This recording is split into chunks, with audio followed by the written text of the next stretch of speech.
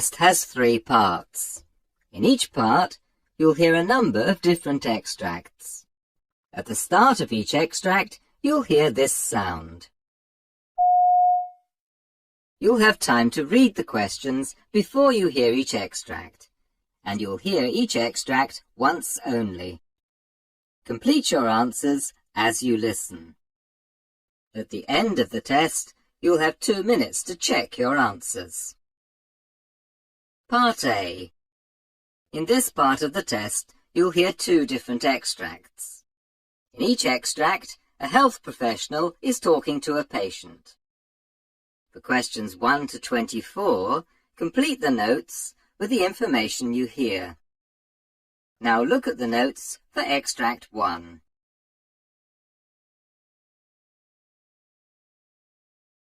Extract 1, questions 1 to 12. You hear a neurologist talking to a patient called Vincent Chung. For questions 1 to 12, complete the notes with a word or short phrase. You now have 30 seconds to look at the notes.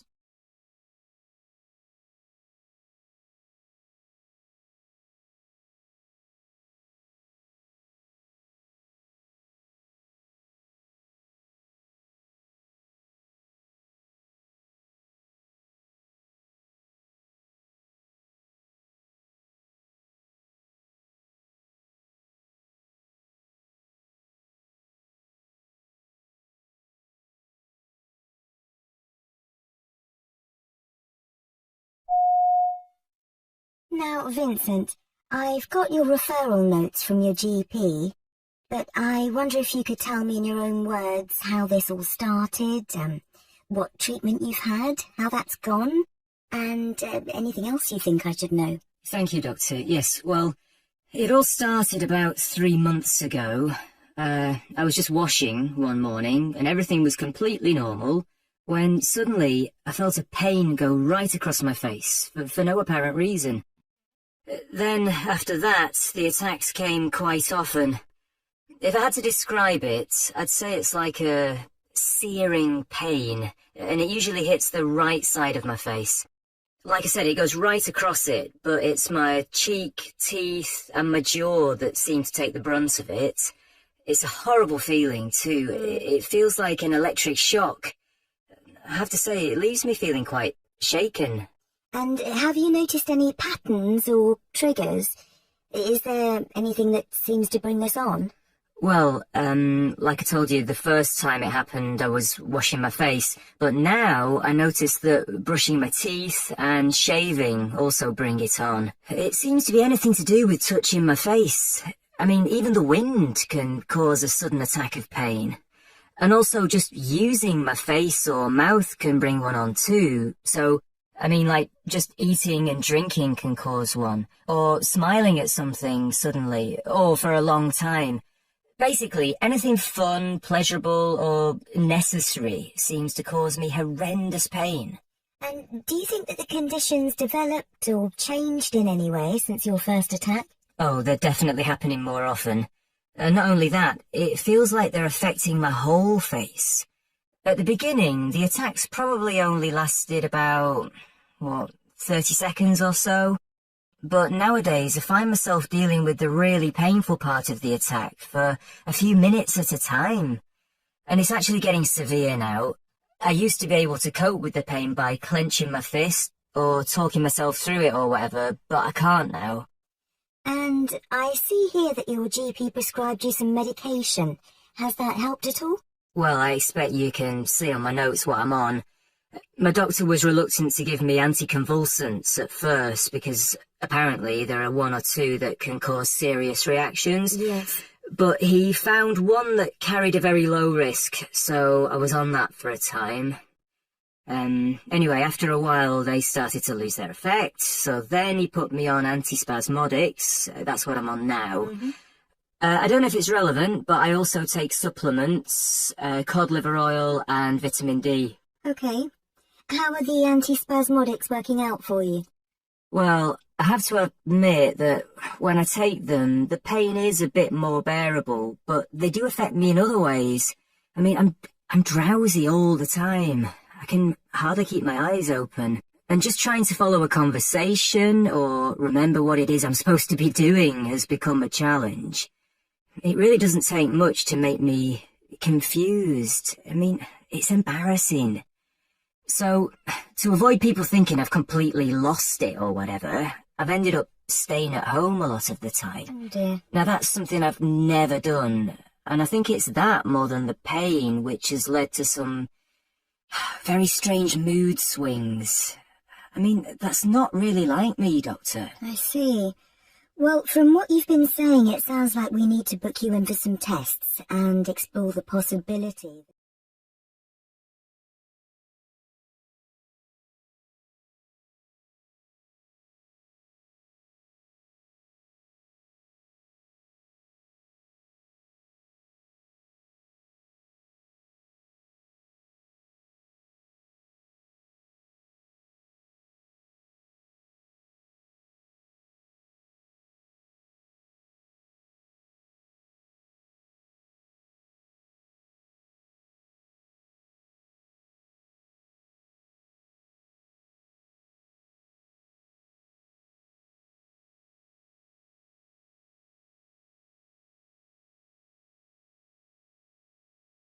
Extract 2. Questions 13 to 24. You hear a pulmonologist talking to a patient called Pam Herbert. For questions 13 to 24, complete the notes with a word or short phrase. You now have 30 seconds to look at the notes.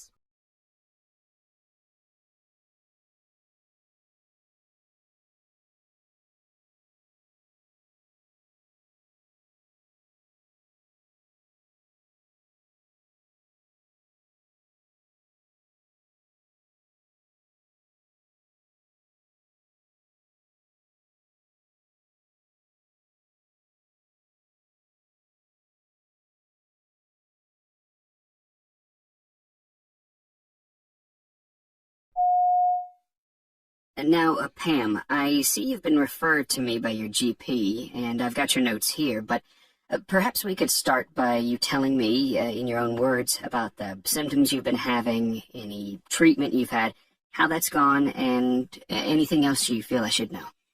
Well, to be honest, I've just been feeling absolutely terrible. I've got this awful cough that just won't go away no matter what I do, and I keep coughing up all this stuff. It's sort of brown. It looks horrible.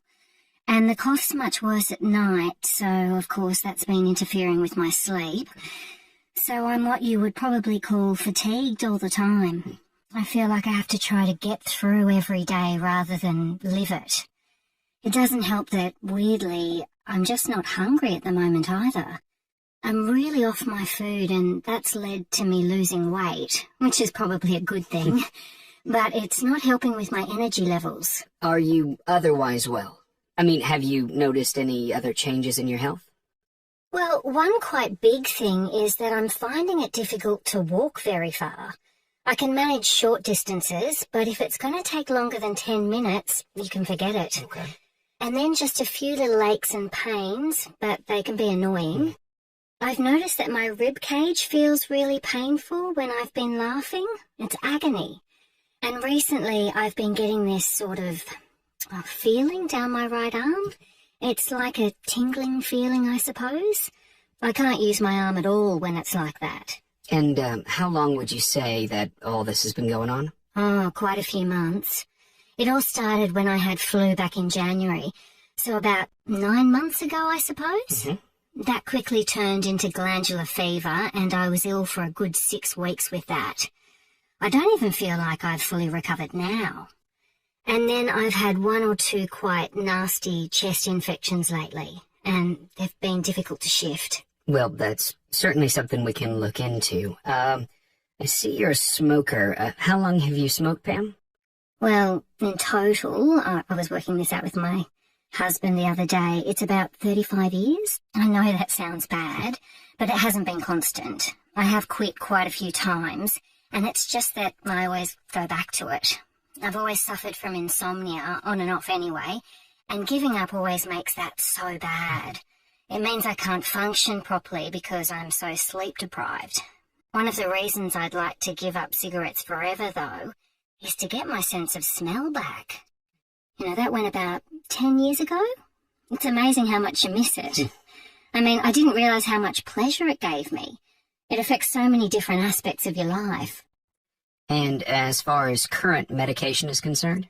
Well, for about 10 years now, I've been taking a statin, I don't remember what it's called. Don't worry. And I'm still using my salbutamol inhaler. I take that everywhere I go. I find I get out of breath so easily, and I do tend to panic. And I'm still on the antidepressants I was prescribed a year ago. They seem to be working really well, so I don't want to change anything there. It's all good, apart from the obvious worry and inconvenience with this cough and everything. And any allergies? Well, I never drink milk. It makes me throw up. And years ago, my GP diagnosed an intolerance, which came as quite a relief. And I don't know if it counts as an allergy, but hay fever always makes me really miserable. I literally can't go outside. I just stay indoors with the windows shut and take my medicine.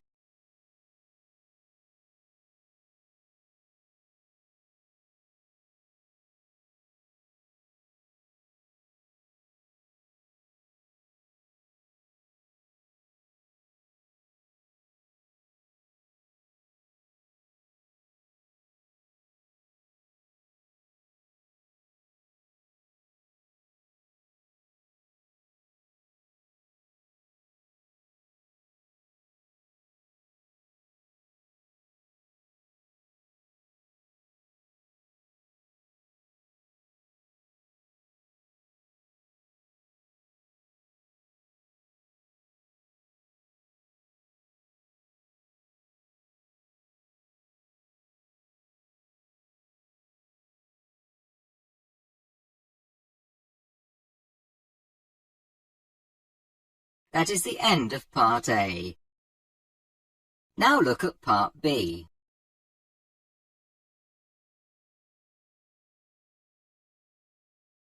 Part B. In this part of the test, you'll hear 6 different extracts. In each extract, you'll hear people talking in a different healthcare setting. For questions 25 to 30, choose the answer A, B or C, which fits best according to what you hear. You'll have time to read each question before you listen. Complete your answers as you listen. Now look at question 25. Question 25. You hear a nurse talking to a patient who's about to have a mammogram. Now read the question.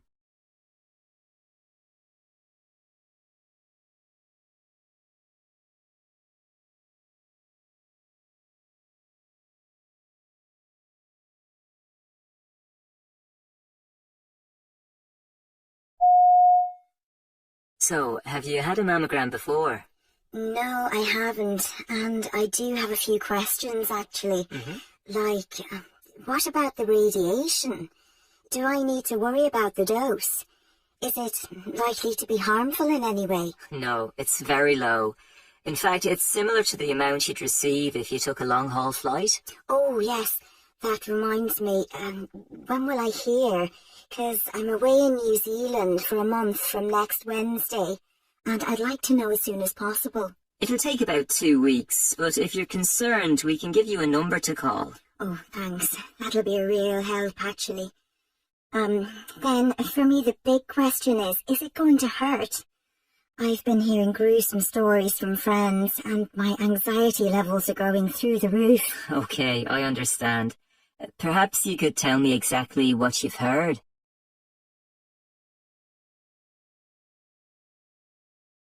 Question 26. You hear a doctor talking to a patient about a blood pressure monitor. Now read the question.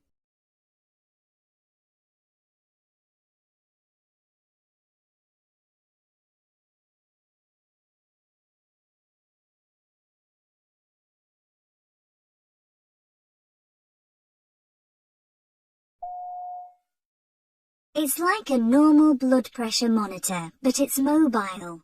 You wear it on a belt around your waist and it's attached to a cuff on your arm. Then you just go about your usual day-to-day activities and it takes your blood pressure at regular intervals. It's more accurate because we can avoid what's called white coat syndrome. It beeps first, usually every 30 minutes or so. When that happens, you should sit down if you can, hold your arms still, and keep the cuff level with your heart. Do I have to wear it at night? Yes, you do. You could put it under your pillow. It needs to stay on for 24 hours, though you don't have to wear the belt. What about showering and stuff? Well, I was about to say, you should avoid that, I'm afraid. I see.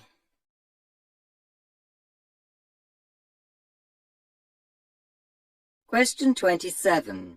You hear a dentist and her assistant talking about a problem with some sterilizing equipment. Now read the question.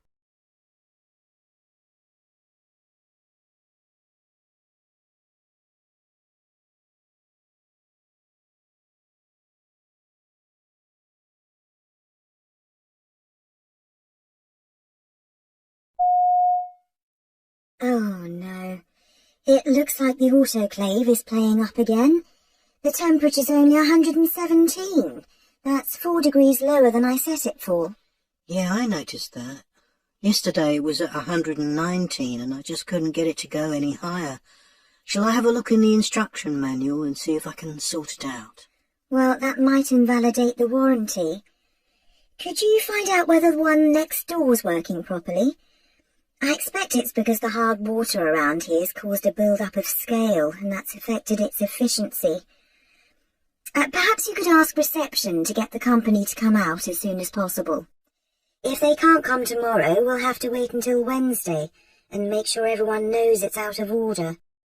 If you could send a quick group email, that'd be great. That's the second time this has happened, and it's still under guarantee.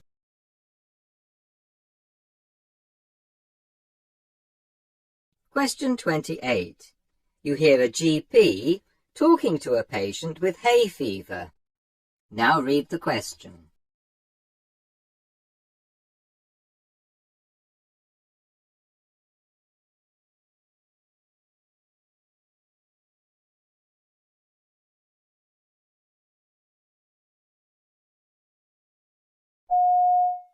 How can I help you today?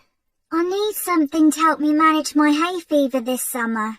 It's already become unbearable. I don't want to have to stay indoors when all my mates are out enjoying the good weather. We're all off camping next weekend, and I'd hate to miss out on that. What's bothering you in particular? Perhaps I can give you something to make you more comfortable. Well, I keep getting this horrible headache thing. It's like at the top of my nose, and it's really getting me down, to be honest. Then there are the watery eyes. I mean, I can feel them puffing up as soon as I leave the house. They're so itchy, red and painful and look awful. I've got a summer job working at music festivals, so there's no escaping. I'm literally in fields all day, every day. Is there something you can give me?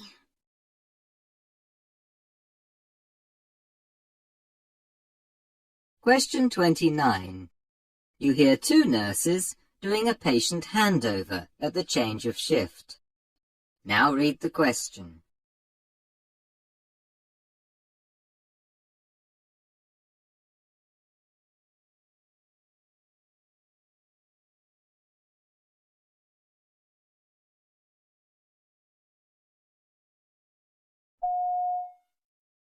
So, in bed 6 we have 83-year-old Mr. Beard.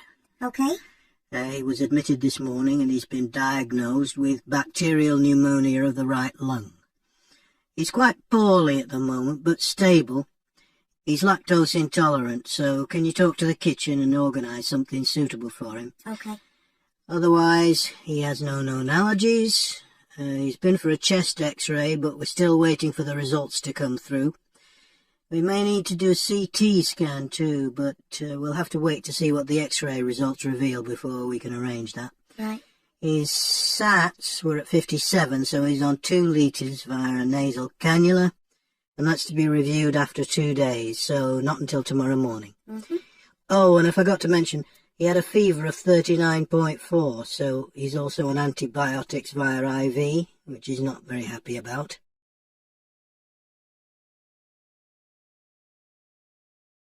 Question 30.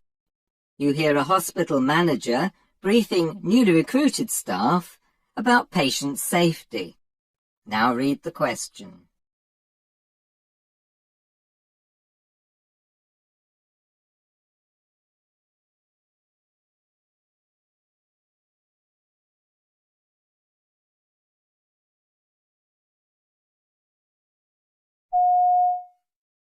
Within the information team, we provide a set of standard and custom-made reports to suit the needs of staff and patients.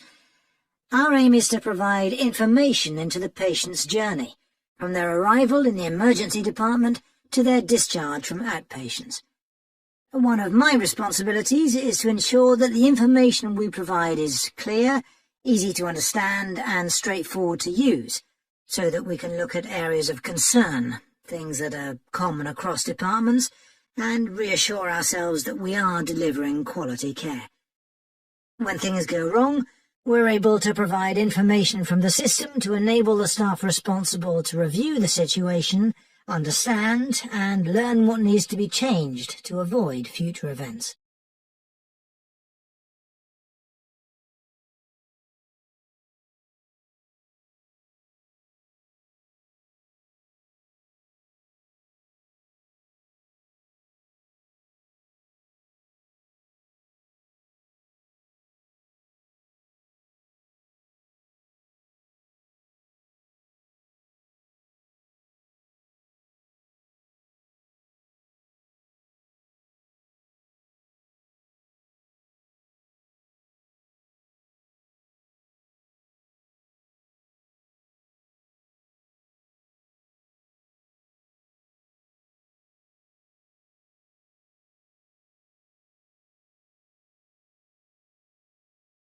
This is the end of Part B.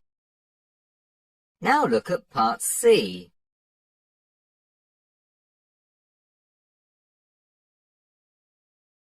Part C. In this part of the test, you'll hear 2 different extracts. In each extract, you'll hear health professionals talking about aspects of their work. For questions 31 to 42, choose the answer A, B, or C, which fits best according to what you hear. Complete your answers as you listen. Now look at Extract 1. Extract 1. Questions 31 to 36. You will hear an interview with a midwife called Christina Morello, who's talking about the time she spent working as a volunteer in South Sudan. You now have 90 seconds to read questions 31 to 36.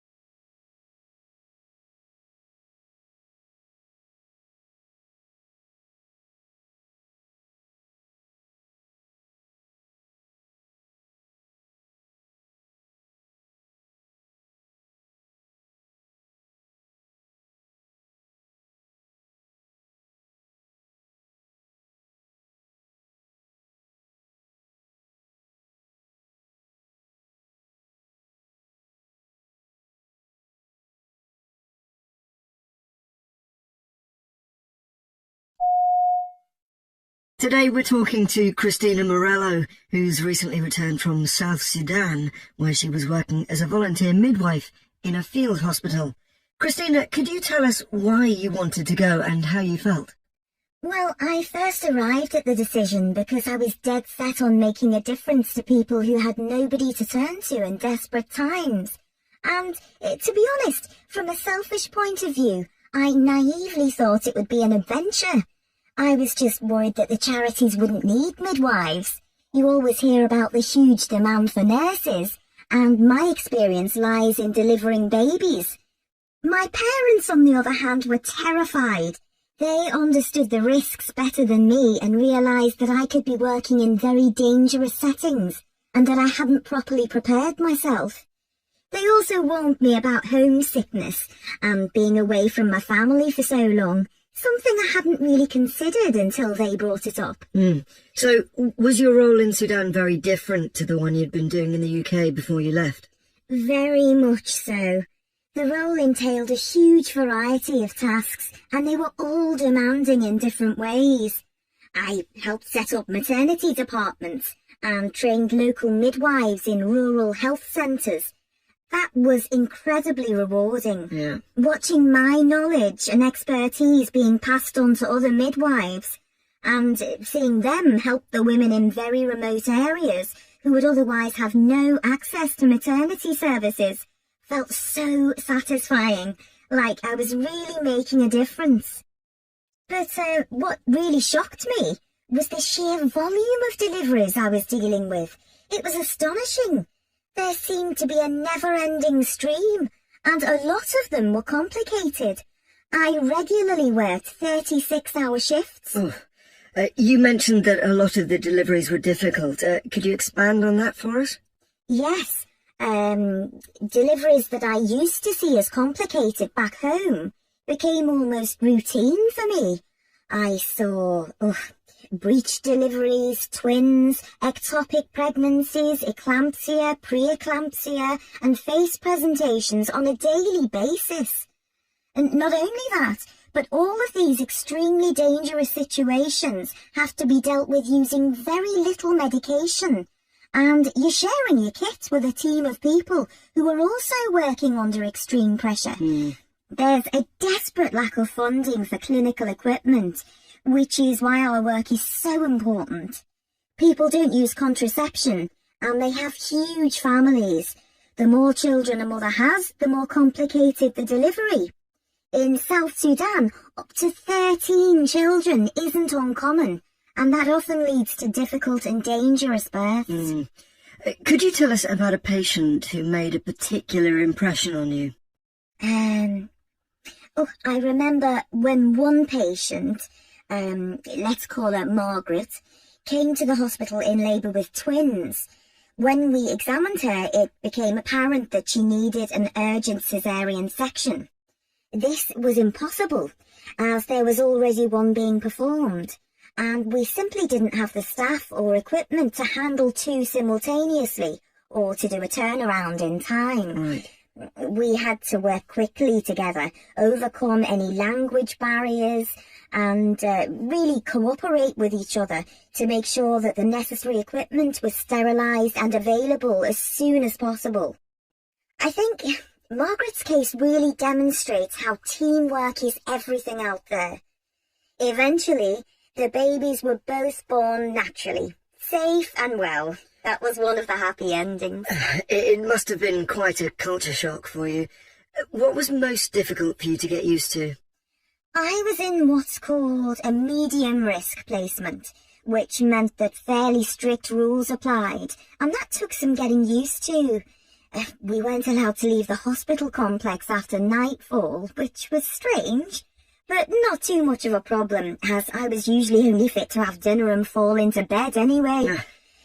The worst thing was constantly feeling dirty and uncomfortable. There was no break from the heat and humidity, and we only had bucket showers and a limited water supply. The bugs didn't help matters. They really added to the discomfort, and everybody always had something or other to complain or worry about. A sting, a bite, an itch or a rash. So what qualities would you say are the most valuable for anyone who is thinking of volunteering? Obviously, you can't apply unless you have all the qualifications, experience and skills that they're asking for. That's a given. Right. Language skills are a huge bonus. If you've even the most basic grasp of the local language, it'll get you out of all sorts of tricky situations. But what you really need is the ability to cope with the unexpected and be up for anything. When you're working in such extreme conditions, your team's the only thing that keeps you going. So if you put up obstacles, you'll cause more problems than you solve.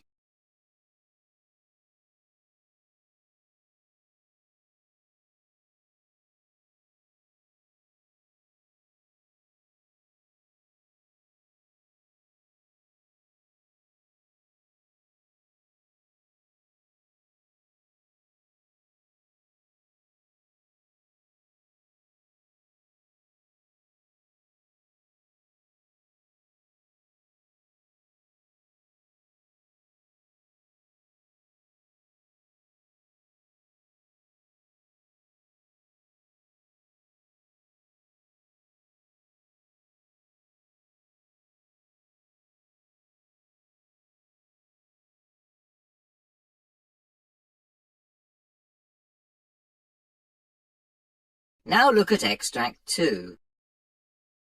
Extract 2. Questions 37 to 42.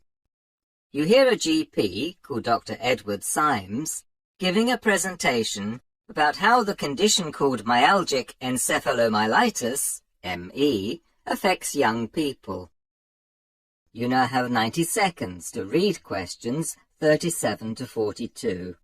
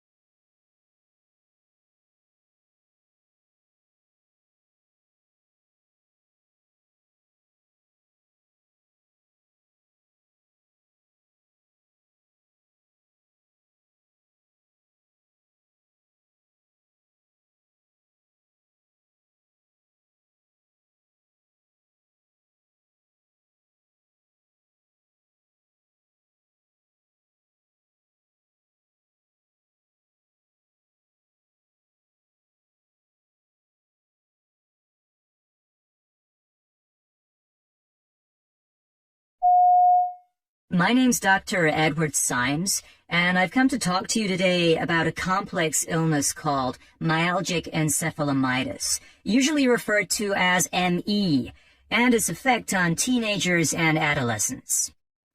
ME is a chronic neurological condition that affects many body systems, causing a variety of different symptoms, almost always including pain, feeling generally unwell, and sleep disturbance. I'd been working as a GP for about 20 years when my own daughter was 14 or 15, and one of her friends, let's call her Emma, was diagnosed with ME. She'd taken weeks off school, and none of her friends really knew what the problem was, other than that she was tired and not very well. The problem had started with a nasty bout of flu that she never fully recovered from. As time went on, Emma's friends seemed to abandon her one by one, as it became clear that even the shortest or most moderate forms of mental or physical exertion worsened her malaise and exhaustion. She ended up being excluded from almost every social activity, as she just couldn't cope with any exertion.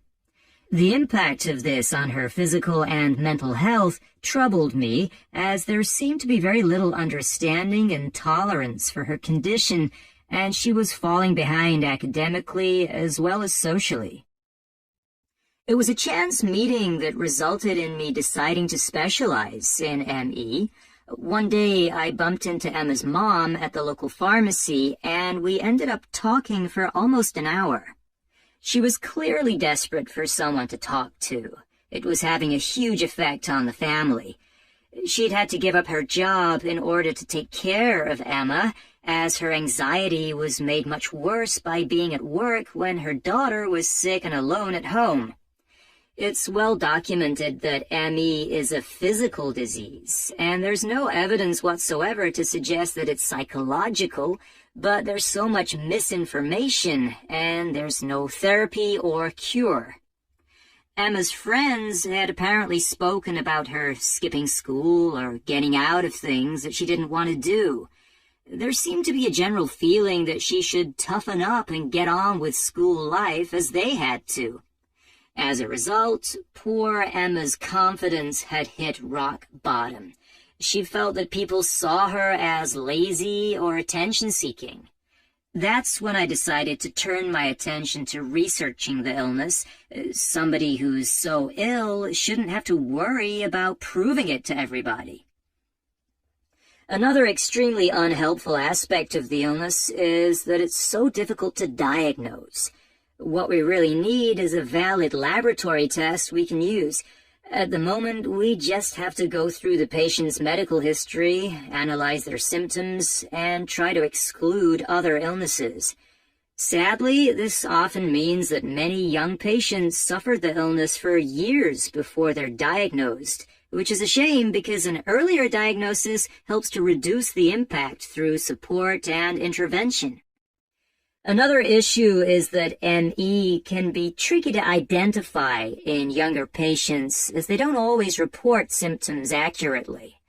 The seriousness of the condition can be hard for them to judge, as they may think that feeling exhausted or ill is normal, and have learned to pace themselves and simply take part in fewer activities than they would if they were well. A reliable blood test would avoid all of these problems and might mean that the illness finally gets the attention it deserves. Perhaps the most challenging thing about having ME is the fact that it's so erratic. You just don't know how you'll be feeling at any given point in the future, which makes planning difficult. This often results in sufferers missing school and key social events. Feeling left out at a time when you're trying to establish your identity can trigger confusion and depression. And let's not forget that they do all of this on top of having to cope with debilitating medical symptoms. That's why I really want to emphasize that teenage sufferers require a lot of support and understanding from their families. For example, help with managing their social lives and visitors, because it can be difficult to keep friendships going. Another important point is that they shouldn't be put under too much academic stress, made to help out a lot at home, or keep up with physical exercise. A lot of parents think they should soldier on, but that's often the worst thing they can do. Trying to battle through is likely to lead to a total crash and a prolonged recovery. Sadly, there is no intervention or therapy for ME, but that doesn't mean that as health professionals, we can't help our patients to manage the symptoms and improve their quality of life. We need to be willing to try several and work out what makes the symptoms worse, what makes them better, and help the patient achieve a balance in their life so they can improve their daily function at such an important time. Because the symptoms vary from patient to patient, there isn't one single method that can be used. Patients want and need a GP who at least validates the illness and acknowledges its effects.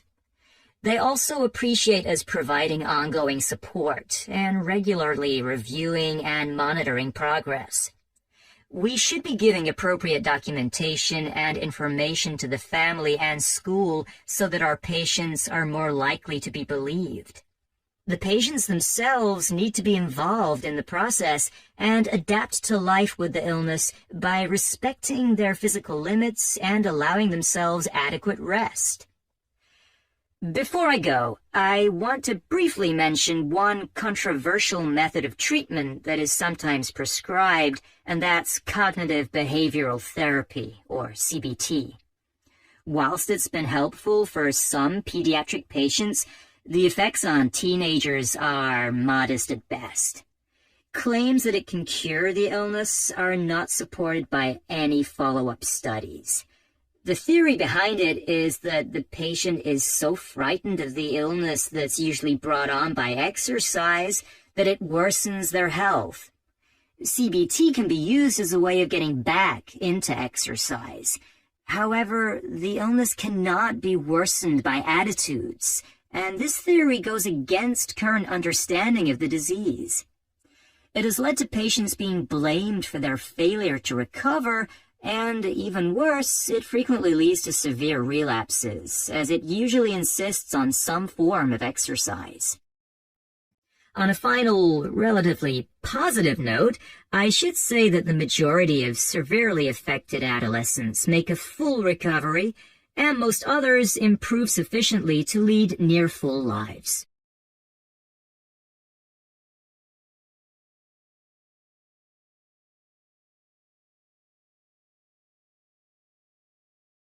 That is the end of Part C. You now have 2 minutes to check your answers.